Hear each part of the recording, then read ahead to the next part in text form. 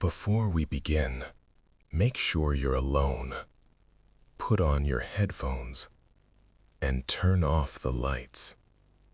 What you're about to hear is not a legend. It's not a rumor passed around online. This story was sent to me by someone who lived it. In a quiet American town far from highways and headlines, one person disappears every single year. No missing person reports, no investigations, and no one ever asks why. Because in that town, the police don't call it a crime. They call it a tradition.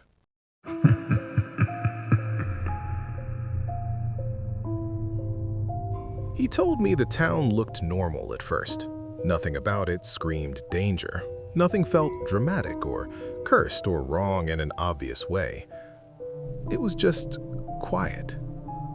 The kind of quiet you don't notice right away because it feels familiar, comforting even. There was one main road running straight through the center, cracked asphalt with faded yellow lines like it hadn't been repainted in decades. On one side of the road, there was a gas station with only 2 pumps, both old, both stained with oil that never seemed to dry. Across from it stood a diner with wide windows and a metal sign that buzzed softly during the day. The sign said open, but he noticed something strange about it almost immediately. The diner closed before sunset, not late evening, not midnight, before the sun even finished dropping behind the trees. By the time the sky turned orange, the chairs were already flipped upside down on the tables, the doors locked, and the lights shut off. At first, he thought it was just a small town thing. Maybe they didn't get much business at night. Maybe people here like to sleep early. He didn't question it, not yet. There was no traffic, no cars passing through unless they belonged to someone who already lived there. No tourists stopping to stretch their legs. No delivery trucks except one, twice a week, always driven by the same man who never got out of the vehicle. The kind of place people pass through without realizing it, but never stay. He stayed. That was the first mistake, though he didn't know it yet. He moved there for work. Temporary, he told himself. 6 months, maybe less. He needed something quiet. Somewhere cheap, somewhere far from the noise of the city and the constant pressure of people watching, judging, listening. This town wasn't even marked clearly on most maps. Some GPS systems skipped it entirely, rerouting drivers around it like it wasn't worth acknowledging. He took that as a good sign. On his first day, he unpacked his things in a small rental house near the edge of town. The landlord was an older woman who handed him the keys without smiling. She didn't explain the rules. She didn't warn him about anything. She just looked past him, down the street, as if checking whether something was still where it was supposed to be. The house itself was fine. Old, but solid. The floors creaked, but in a way that felt natural, honest. There were no strange smells, no locked rooms, no hidden basements. Just a normal house in a normal town. At least, that's what it looked like. The first week passed quietly. He woke up early, went to work, came home before dark without really meaning to. He noticed that most people did the same. The streets started emptying out long before night fully arrived. By the time the sky turned dark blue, the town already felt asleep. That's when he noticed something strange. Every house had a porch light. Not 1 or 2, not most of them. Every single house. Small ones, big ones, old ones, newly painted ones. Every porch had a light fixture right above the front door. But none of them were ever turned on at night. Not a single one. The streets were dark. Not city dark, where streetlights still glow and cars pass by. This was different. This was a thick darkness, broken only by moonlight and the faint glow from inside windows. He found himself slowing his steps whenever he walked outside after sunset, not because he was afraid, but because something about the darkness felt intentional. He tried to brush it off. Maybe the town had issues with electricity. Maybe the locals preferred saving power. Maybe they just didn't like bright lights. But it stayed in his mind. One evening, while filling his car at the gas station, he finally asked someone, just casually. No accusation, no suspicion in his voice. He said it the way you'd ask about the weather. "Hey," he said, nodding toward the houses across the street. "I noticed nobody uses their porch lights around here." The man standing next to him didn't answer right away. He just smiled. Not a friendly smile, not an angry one either. Just a small, quiet smile that didn't reach his eyes. Then the man chuckled under his breath and said, "We don't need lights." He leaned a little closer, lowering his voice as if sharing a joke. "We already know who's still here." The man finished pumping his gas, replaced the nozzle, and drove away without saying anything else. That was the first time he felt it. That heavy feeling in his chest, like the air had suddenly become thicker, like the town itself had shifted its weight, just slightly, just enough for him to notice. It felt like being watched, not by a person, not even by people, but by something larger, something spread out, something patient. Like the town was counting something, or someone. He laughed it off later that night, sitting alone in his kitchen. Told himself he was overthinking it, that he'd been tired, that moving to a new place always felt weird at first. He reminded himself that nothing bad had happened. No threats, no warnings, just an odd comment from a stranger. Still, he locked his doors before going to bed. He didn't remember deciding to do it. His hands just did it on their own. The next few days, he started paying closer attention. Not because he wanted to, because he couldn't stop. He noticed how people greeted each other in town, always polite, always brief. No one lingered in conversation, no one asked personal questions. It was like everyone already knew everything they needed to know about everyone else. Names, schedules, habits. He noticed how nobody ever waved goodbye. They just stopped talking, turned, and walked away. He noticed how the same faces appeared in the same places at the same times every day. The woman at the grocery store who never worked past 4 p.m. The man who swept the sidewalk in front of the post office exactly twice a day. The kids who rode their bikes in circles but never left the block. And he noticed how some houses were always empty. Not abandoned, not run down, just unoccupied. Curtains drawn, mailbox empty, lawn trimmed, like someone could come back at any moment, but no one ever did. When he asked about one of those houses, the answer was always vague. Oh, they moved. Didn't work out. Wasn't their time. That phrase stuck with him. Wasn't their time. Time for what? He started keeping track without meaning to, counting houses, counting faces, counting days. He noticed that people didn't age the way he expected them to. The same man he'd seen at the gas station on his first day looked exactly the same weeks later. Same posture, same expression, same tired eyes. No one talked about the past, not really. No stories about childhood, no memories of old events. Everything existed in the present, like the town didn't like looking back. One night, unable to sleep, he stepped outside onto his porch.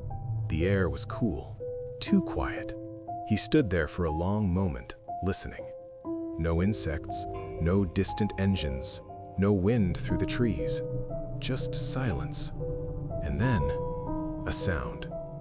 Footsteps, slow, measured, somewhere down the street. He couldn't see anyone, but he knew someone was there.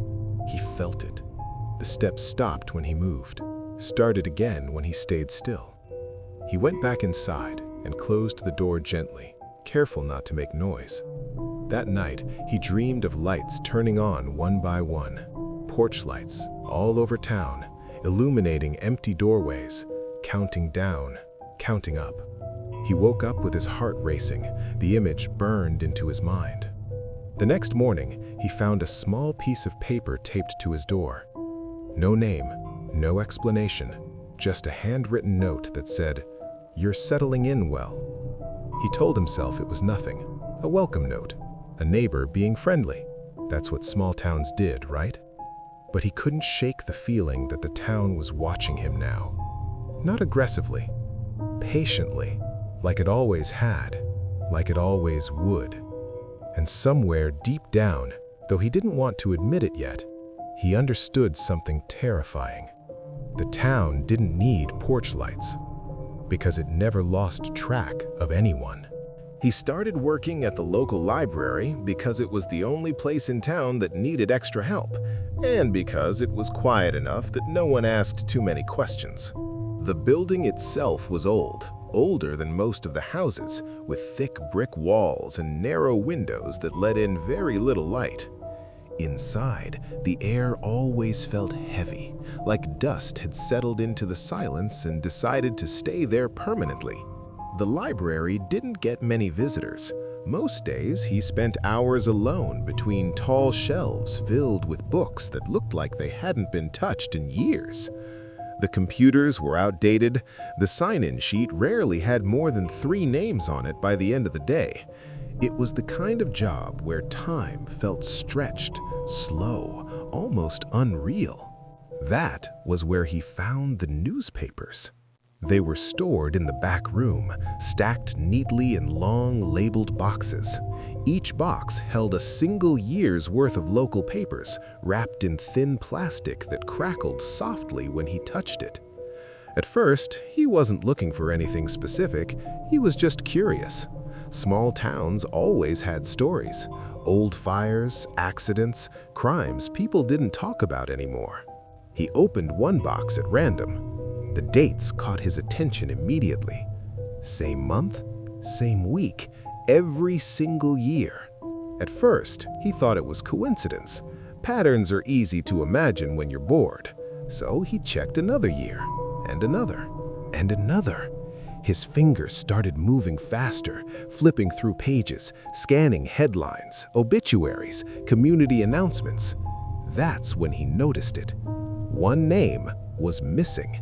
Not the same name every year, different people, different ages, different backgrounds, but always one. Every year, there was a gap, a space where something should have been mentioned and wasn't. No articles about murders, no missing person reports, no accidents, no investigations, no memorials, just silence. The newspapers talked about everything else: school events, weather changes, bake sales, church gatherings, even minor arguments at town meetings were documented in careful detail. But when it came to that one person each year, there was nothing, not even a question mark.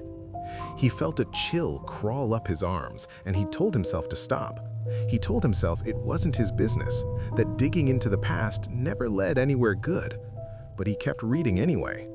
The more he read, the more uncomfortable he became. It wasn't just the missing names, it was how the town's tone never changed. Year after year, the same calm language, the same sense of order, like nothing ever disrupted the rhythm of life there. It felt staged, like someone had edited reality before it went to print. At some point, he realized he wasn't alone in the room anymore. The librarian was standing in the doorway. She was older than he'd first thought. Her hair was pulled back tightly, her face lined with years of things she never said out loud. She didn't step closer. She didn't raise her voice. She just watched him. The newspapers talked about everything else: school events, weather changes, bake sales, church gatherings, even minor arguments at town meetings were documented in careful detail. But when it came to that one person each year, there was nothing, not even a question mark. He felt a chill crawl up his arms, and he told himself to stop. He told himself it wasn't his business, that digging into the past never led anywhere good. But he kept reading anyway.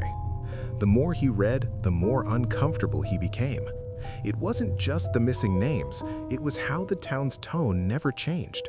Year after year, the same calm language, the same sense of order, like nothing ever disrupted the rhythm of life there. It felt staged, like someone had edited reality before it went to print. At some point, he realized he wasn't alone in the room anymore.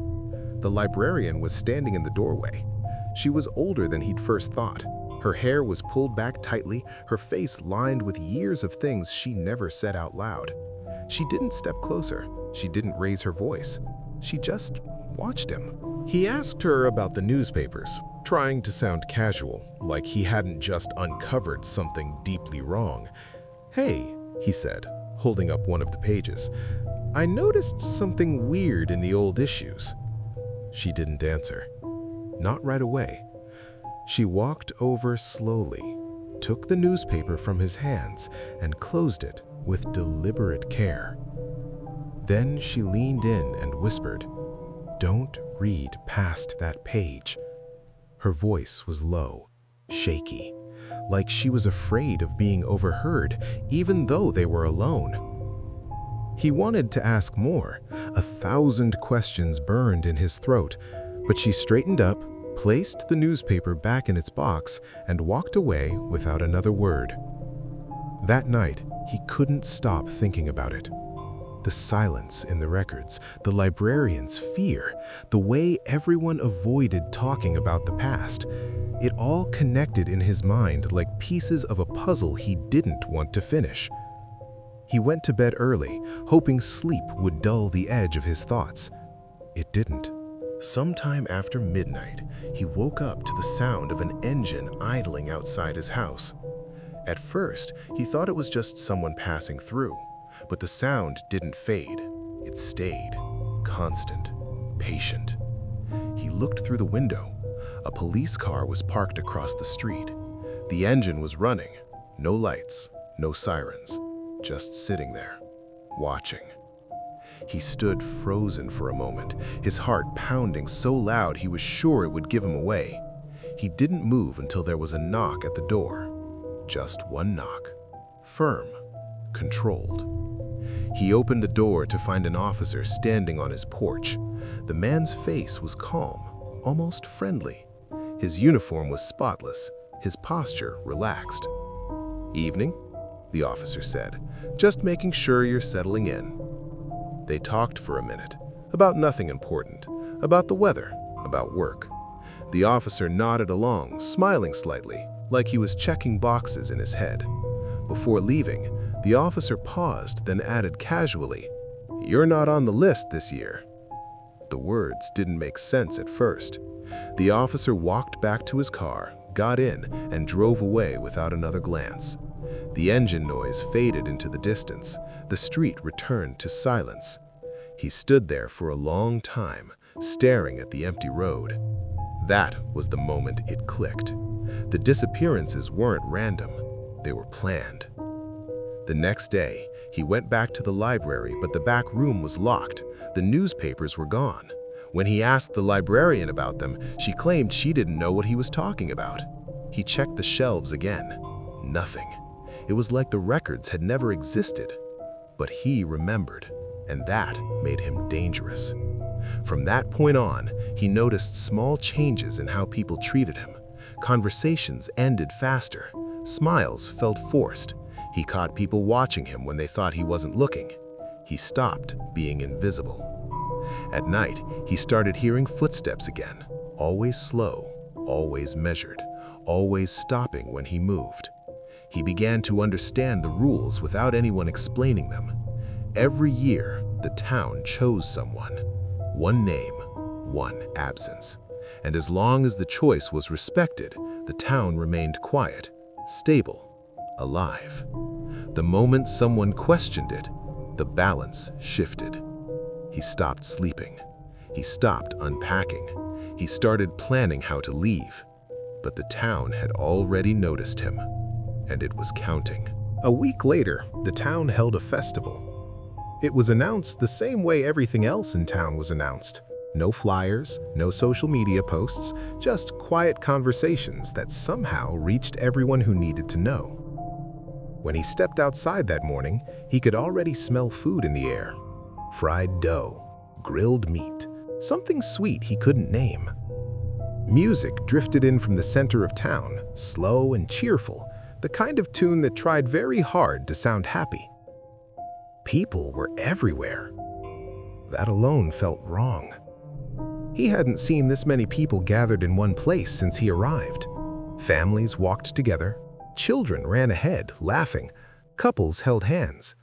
Everyone looked normal, relaxed, smiling. Colorful banners were strung across the main road. Tables were set up with homemade food.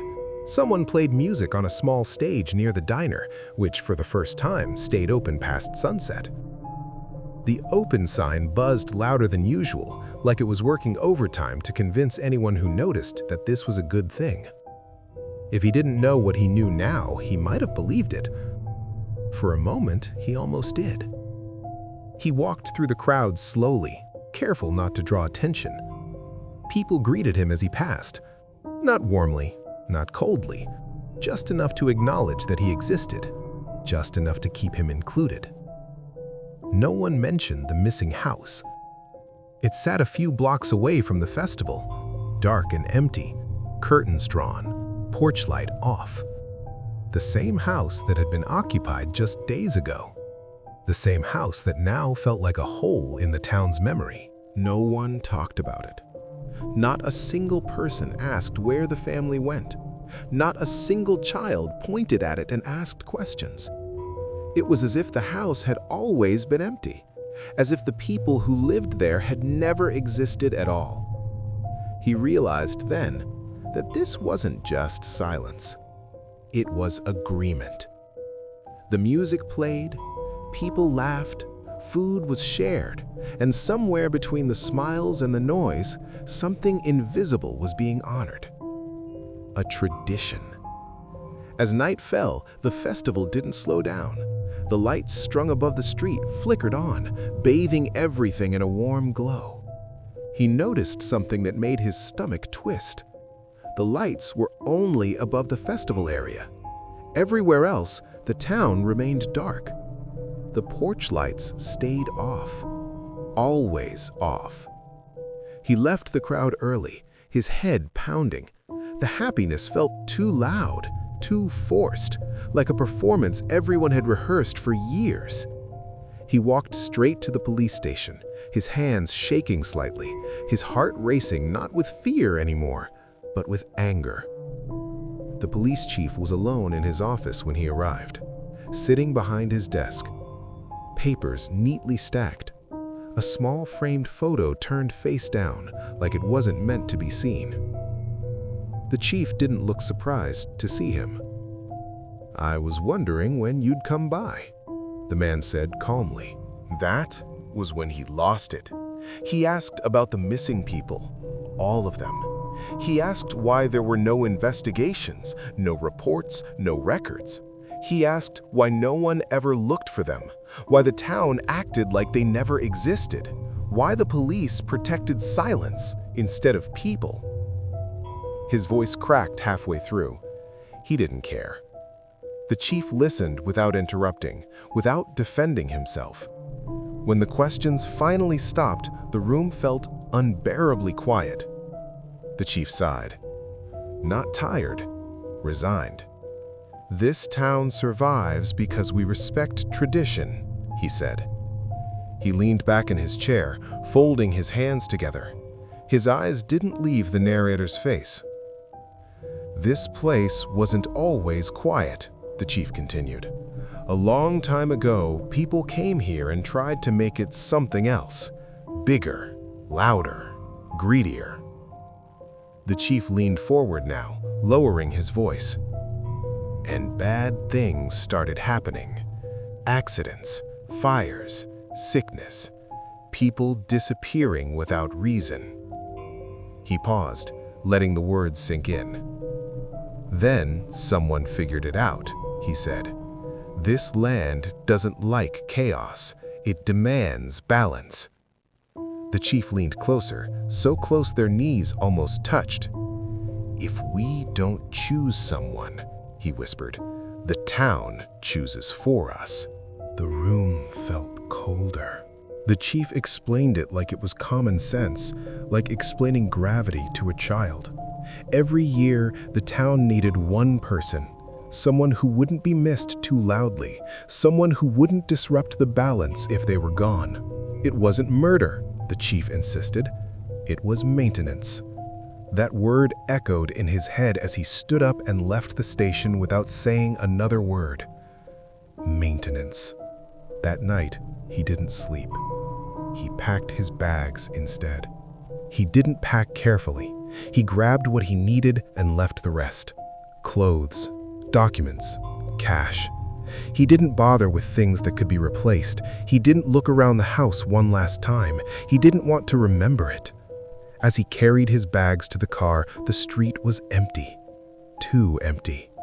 The festival music still echoed faintly in the distance, cheerful and distant, like it belonged to another world.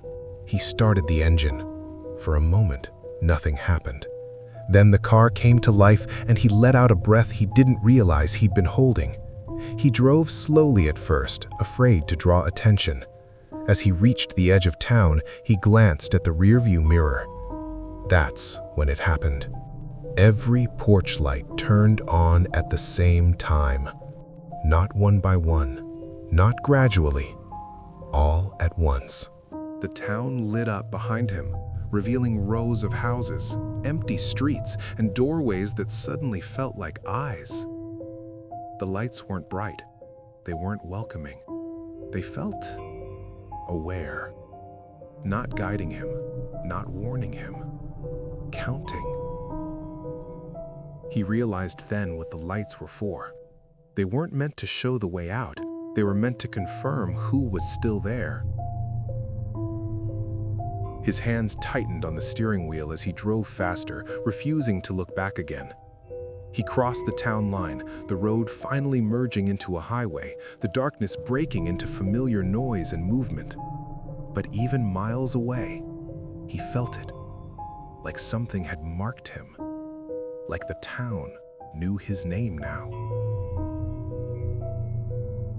He never went back, but every year on the same date, he checks the news, local papers, online forums, anything that might mention that town. He looks for patterns. He looks for silence. Because traditions don't end just because you leave. They wait.